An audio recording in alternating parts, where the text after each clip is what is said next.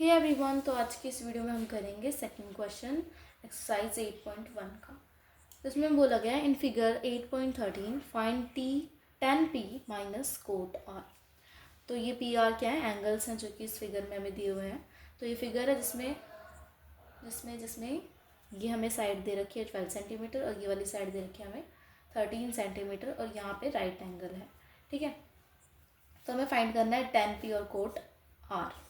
तो कैसे फाइंड करेंगे? तो सबसे पहले हमें जो मिसिंग साइड है वो फाइंड कर लेनी है आसानी से, ताकि हम जैसे कि ये वाला फॉर्मूला है पंडित बद्री प्रसाद हर हर बोले। ठीक है, तो इसमें 10 का क्या फॉर्मूला है? ये कोस के लिए, साइन के लिए होता है, ये कोस के लिए, 10 के लिए परपेंडिकुलर अपॉन बेस। तो सबसे पहले पी की बात करें, एंगल पी। तो पी वाले एंगल से हम देखेंगे कि परपेंडिकुलर कौन सा है, हाइपोटेनस कौन सा है। तो ये सबके लिए हमें ये सारे फंक्शंस चारों साइड, मतलब तीनों साइड इसकी पता होनी चाहिए, है ना। तो चलिए फाइंड करते हैं ये वाली साइड। तो ये वाली साइड कैसे फाइंड करेंगे? पाइथागोरस थ्योरम लगाएंगे। तो पाइथागोरस थ्योरम क्या होती है? हाइपोटेनस का स्क्वायर इक्वल टू परपेंडिकुलर का स्क्वायर प्लस में बेस का स्क्वायर के सम। ठीक है, अब यहाँ परपेंडिकुलर क्या है? देखो, एंगल, वैसे तो एंगल के सामने वाली साइड परपेंडिकुलर होती है, लेकिन अभी फ़िलहाल के लिए हम जब हाइपोटेनस मतलब ये पाइथागोरस थ्योरम लगा रहे हैं, उस फिलहाल के लिए हम क्या लेंगे? वर्टिकल जो साइड होती है उसको परपेंडिकुलर मानते हैं। तो वर्टिकल साइड ये है, बिल्कुल सीधी खड़ी हुई साइड है ना, 12 सेंटीमीटर। तो इसको हम मानेंगे 12 का स्क्वायर प्लस बेस।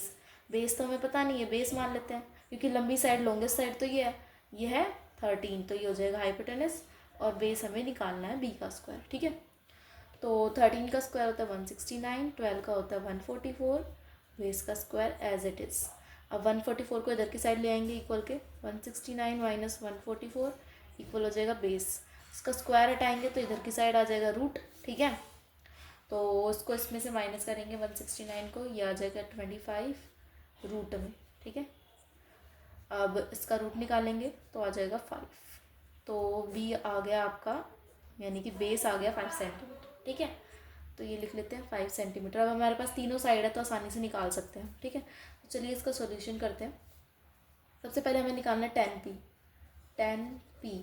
तो देखो, p से एंगल देखेंगे, p के सामने वाली साइड, बिल्कुल जस्ट सामने वाली साइड क्या होती है? परपेंडिकुलर। तो इसके लिए हो जाएगा परपेंडिकुलर। और लॉन्गेस्ट साइड होती है हाइपोटेनस। ये सबसे लॉन्गेस्ट साइड है ना, बिल्कुल टेढ़ी वाली, वो ज़्यादातर हाइपोटेनस होती है। तो ये हाइपोटेनस है और ये वाली साइड क्या हो जाएगी? बेस।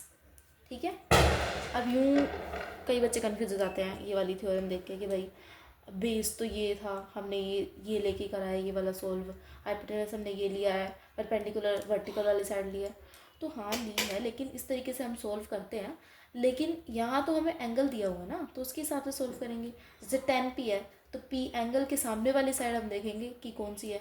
वो वाली साइड होती है हमेशा परपेंडिकुलर, या फिर यूँ समझ सकते हैं कि वो वाली साइड जो कि इसको टच नहीं कर रही है, इसके एंगल को। तो ये वाली साइड भी टच कर रही है, ये वाली भी कर रही है, ये वाली नहीं कर रही, तो ये वाली परपेंडिकुलर मानेंगे। ठीक है, वैसे हम बेसिक में कि भाई हमें, हमारे पास दो साइड है, तीसरी साइड हमें निकालनी है, तो उसको निकालने के लिए हम ये पाइथागोरस थ्योरम यूज़ करते हैं, सिर्फ उसको निकालने के लिए। लेकिन अगर हमें स्पेसिफिकली एंगल निकालने होंगे ना, ठीक है, जैसे कि 10p कोट आर, तो उसके लिए हम ये वाला यूज़ करते हैं। ठीक है, तो चलो 10p निकालना है तो p यानी कि ये वाला एंगल देखेंगे, इसके सामने वाली साइड ये हो जाएगी। तो 10p क्या होता है? ये साइन के लिए, ये कोस के लिए, ये 10 के लिए। 10p होता है परपेंडिकुलर अपॉन में बेस। तो लगाते हैं परपेंडिकुलर डिवाइड में बेस। परपेंडिकुलर क्या है? ग्रीन से जो भी है 5 सेंटीमीटर का, और बेस क्या है? 12। तो ये आ गया हमारा 10p। अब कोट आर की वैल्यू निकाल लेते हैं और फिर दोनों को निकाल के उसको क्या कर देंगे हम? माइनस, तो हमारा आंसर आ जाएगा।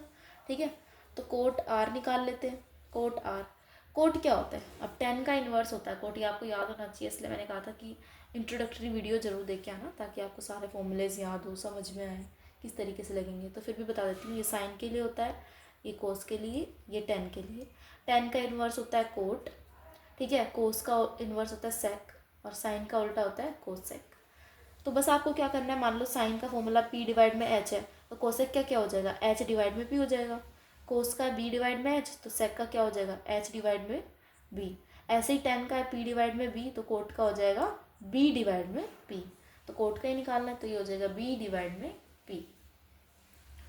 तो बेस अब ये, लेकिन ये हमें आर से देखना है, यूँ नहीं कि इसकी वैल्यू इन्वर्स कर देनी है। कई बच्चे ऐसे ही करते हैं कि भाई 10 तो ये था, 10 का इन्वर्स होता है कोट, तो इसकी जो भी वैल्यू है इसको इन्वर्स कर देते हैं, तो ये आ जाएगा 12 डिवाइड में 5। नहीं, ऐसा नहीं होना। यहाँ भी तो देखना है ना, ये पी वाला एंगल है, ये आर वाला एंगल है, तो इसके हिसाब से वैल्यू तो चेंज हो जानी है। ठीक है, तो यहाँ हम देखते हैं आर वाला एंगल, हमें कोट आर देखना है। तो एंगल के सामने वाली साइड, या फिर यूँ कह लो कि जो सी साइड टच नहीं कर रही इस एंगल को, वो वाली क्या हो जाएगी इसके लिए, परपेंडिकुलर। तो इसके सामने वाली साइड ये है, ये हो जाएगी परपेंडिकुलर। लॉन्गेस्ट साइड तो रहेगी हाइपोटेनस, और ये बेस हो जाएगा। सिंपल।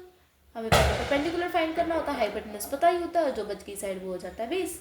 ठीक है, तो बेस क्या हो जाएगा, अब रेड वाला देखना है तुम्हें, इसको मैं अंडरलाइन कर देती हूँ ताकि कोट के लिए हमने ये लिया है और 10 के लिए हमने ये लिया, पता रहे। ठीक है, चलो कोट देखते हैं। बी बाय पी है, तो बी क्या है, रेड वाला देखना है, बी है 5 सेंटीमीटर, और परपेंडिकुलर यानी कि ये वाला हो जाएगा 12। ठीक लिखा है ना?